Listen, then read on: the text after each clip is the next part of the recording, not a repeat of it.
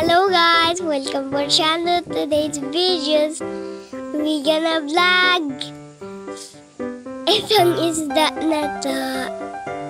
Lagay ko yung sabuyas. Ikaw na. Ayan, si Jet po nag-voice over kanina. So ayan po, magluluto tayo ng escabeching bangus. At yan po, nilagyan na natin ng mantika, ng luya at saka ng sibuyas. Ayan, at ano nilaglag natin? Carrots. At saka, wait lang natin. Kasama ko nga po pala guys, nagbo-voice over ang aking anak kasi parang hindi siya magulo. Kasi hindi siya makulit. At nilalagay na natin ang red bell pepper at saka yung siling green. And then, lagyan natin ng patis.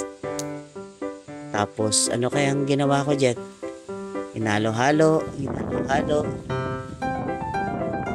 Okay. Halo-halo. Nahalo-halo hanggang sa mahalo. Ano nilagay ko? Ketchup. Spicy. I love it. Tapos, we gonna put some what? Wait mo lang. Anong ilalagay ni Daddy? more oil or butter. Water. What? And then, halo-haloin. Ano yung nilagay? Water. Salt. And then, sugar. Oh, I put sugar. Parang matamis-tamis. Yung ating escabeche.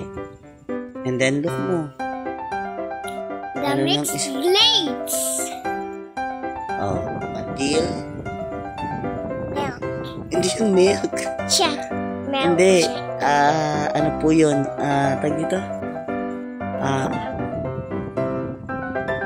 Joy? Cornstarch. Yan. Ang hirap bigkasin. And then, pampalapot po yun. And then, ilalagay na natin ang Chicken nuggets. chicken nuggets. Bangus fish. Bangus po yan. Chicken nuggets. So, kanina po sa umpisa, marami-rami. Pero, 4 na piraso lang po. 4, 5 ata ilalagay. Kasi good for Chicken nuggets. only for dinner. Ayan, 5 lang po yan nilagay. Kasi, ang kakainan naman po nito 3 lang. And then, vinegar. Anong lasa ng vinegar? Vinegar. Anong lasa ng vinegar? Vinegar. Ano ang lasa? Vinegar to vinegar. Anong lasa? Maasim? Hindi mo alam ang lasa ng... At guys, ayan na, tapos na. Isasali na natin sa plato. Ayan na po. So, let's eat. Thank you for watching.